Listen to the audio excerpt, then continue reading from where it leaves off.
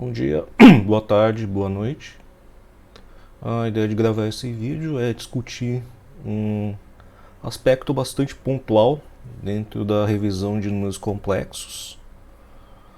A gente tem duas representações que elas são bastante intuitivas. Você tem aquela representação cartesiana, que ela separa o número complexo z em uma parte real e uma parte imaginária, e a gente imagina que elas são ortogonais, ou seja, que uma pode funcionar quase que independente da outra. Existe uma representação que ela é baseada, parecida com uma representação do número complexo, como se ele fosse um vetor. Entretanto, é bastante importante a gente fazer a distinção. Números complexos, eles não formam um espaço vetorial, e a razão deles não formarem um espaço vetorial é que eles têm exatamente uma regra específica para multiplicação, ao contrário das regras que a gente tem de multiplicação de vetores. A multiplicação dos números complexos, ela funciona de maneira diferente, e na verdade a gente acaba colocando os números complexos como não como um espaço vetorial, mas em geral, quando a gente precisa, a gente encaixa números complexos dentro de um conceito chamado de corpo numérico. Em inglês é o numeric field, uma tradução que ela não encaixa muito bem entre o português e o inglês. E existe uma terceira representação, que ela envolve representação de números complexos com uma notação por meio de uma função exponencial. Ela é muito menos intuitiva que as outras duas, e a ideia é a gente discutir ela aqui dentro desse vídeo. Então a gente teria a representação aqui de um número complexo,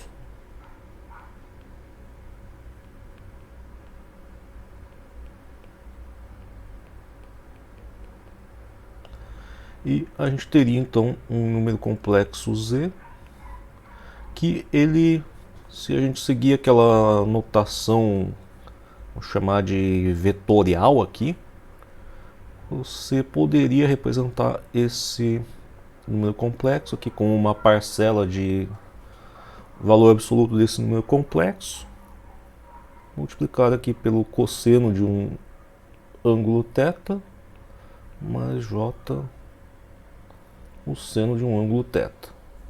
E essa a gente considera que é uma forma intuitiva de você representar um número complexo. Em geral, você não precisa convencer ninguém que um número complexo ele pode ser representado dessa maneira. E existe a segunda maneira, chamar de terceira maneira, que é aqui a gente vai discutir aqui dentro desse vídeo, que é você pegar e separar um número complexo em um valor absoluto e uma exponencial de um número complexo multiplicado aqui por jθ. Essa representação ela não é nem um pouco intuitiva. Se você apresentar isso para um aluno que está acabando de entrar na universidade, ele vai estranhar bastante, apesar de ser esteticamente uma representação bastante bonita. Você tem um número irracional ali elevado a um número imaginário e multiplicado por um número real. Em geral, quem estuda história da matemática, ele acaba considerando que essa representação, às vezes chamada de fórmula de Euler, é uma das equações mais bonitas que a humanidade, vamos dizer, criou, mas digamos que ela descobriu. E a gente vai ver qual que é a relação que existe então entre essa forma de cima e a forma de baixo. Para isso, a gente vai encarar esse número complexo A princípio, aquele valor absoluto não é a parte que não intuitiva da representação. A parte não intuitiva ela está concentrada exatamente nessa parcela dessa função exponencial. Então a gente vai tratar esse número complexo aqui como se ele fosse uma função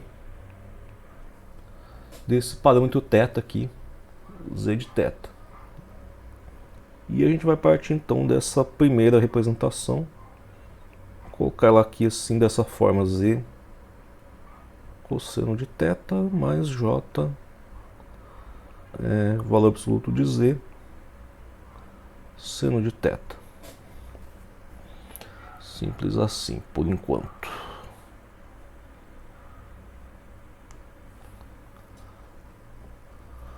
A ideia da gente encontrar a relação entre essas duas formas é a gente formar uma equação diferencial, resolver essa equação diferencial e a gente vê que na verdade a segunda forma ela pode ser encontrada a partir de uma equação diferencial. Então, se a gente determinar aqui a derivada dessa função z de θ em relação a θ, o módulo de z ele é uma constante, uma vez que ele independe de θ. Derivada do cosseno ela vai me dar aqui menos seno de θ. J ele é uma constante em relação a θ, então não é alterado pelo operador de diferenciação. O valor absoluto de z também é uma constante aqui. E quem tem que ser derivado é exatamente aqui o seno de θ, cuja derivada ele é simplesmente aqui o cosseno de θ. Até aí tudo bem. O que a gente vai fazer com essa derivada agora é multiplicar ela por menos j. Então, se a gente pegar aqui menos j é a derivada de θ de θ, então a gente ficaria aqui com j, valor absoluto de z, seno de θ, após a multiplicação aqui pelo fator menos j. E se a gente pegar esse segundo termo aqui, j vezes j daria menos 1, a definição da constante imaginária, multiplicado por menos 1, já que a gente está multiplicando por menos j e não por j, daria mais 1 novamente, e a gente voltaria a ter aqui mais valor absoluto de z, cosseno de θ. E a gente pode observar que, ao fazer esse processo de calcular a derivada em relação a θ e posteriormente multiplicando por menos j, o que a gente retorna aqui é o próprio z de θ. Se a gente pegar a parte mais à esquerda aqui, por propriedade transitiva ela é igual à parte mais à direita, a gente acaba formando aqui uma equação diferencial. Deixa eu colocar ela dessa forma aqui: z de θ é igual a menos j de z de θ dθ. E todo número complexo ele vai obedecer essa equação diferencial. Para a gente resolver essa equação diferencial, a gente precisa também de uma condição de contorno, ou condição inicial, dependendo se a sua variável independente ela representa uma variável temporal. Mas, de maneira geral, a gente costuma chamar de maneira mais geral de condição de contorno. Então eu poderia pegar aqui qualquer valor de θ no número complexo. Entretanto, o mais simples seria se a gente pegar aqui o z de θ e verificar ele para θ igual a zero. Se a gente fizer isso diretamente aqui na forma, chama aqui de vetorial, então o resultado disso seria valor absoluto de z, cosseno de zero vai me dar 1, mais j, valor absoluto de z, vezes seno de zero, que é igual a zero. E, portanto, isso aqui resulta somente aqui em valor absoluto de z.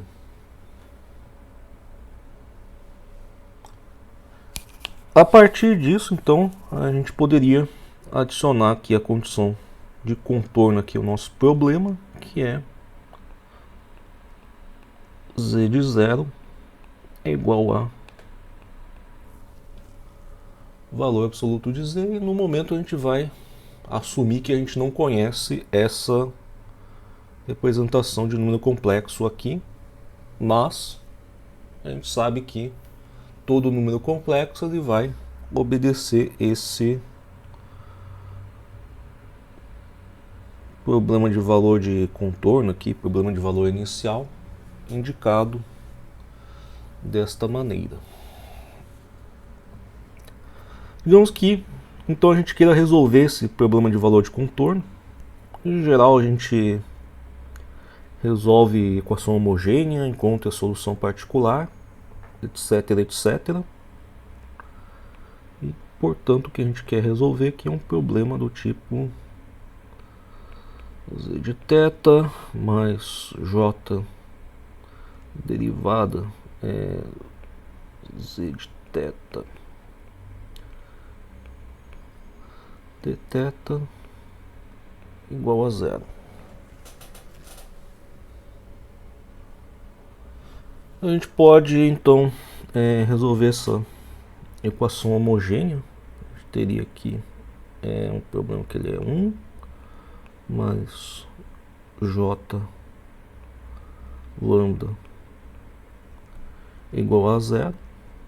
O valor do lambda então ele é igual a menos 1 sobre j. Se a gente multiplicar e dividir por j, a gente chega à conclusão que o nosso alto valor aqui dessa equação diferencial ele é igual a j. E, portanto, as soluções dessa equação diferencial elas vão ter todas a forma aqui uma constante k exponencial de j θ. Para a gente chegar então desta forma que a gente encontrou aqui como uma resposta de uma equação diferencial exatamente para esta outra forma que a gente tem aqui, basta a gente então aplicar a nossa condição inicial, e quando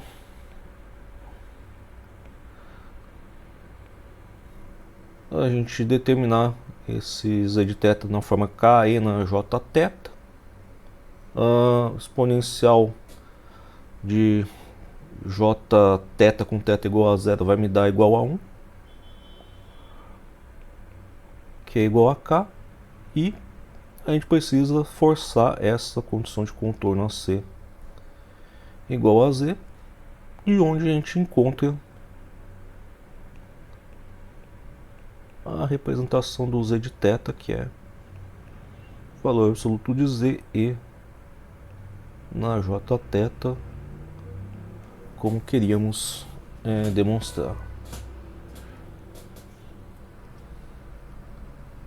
Geralmente, quando vocês estudam variável complexa, essa explicação de por que essa terceira maneira de você representar um número complexo funciona, ela é bem mais rigorosa. Entretanto, aqui dentro da engenharia, essa explicação simplificada aqui por meio de uma equação diferencial, ela costuma ser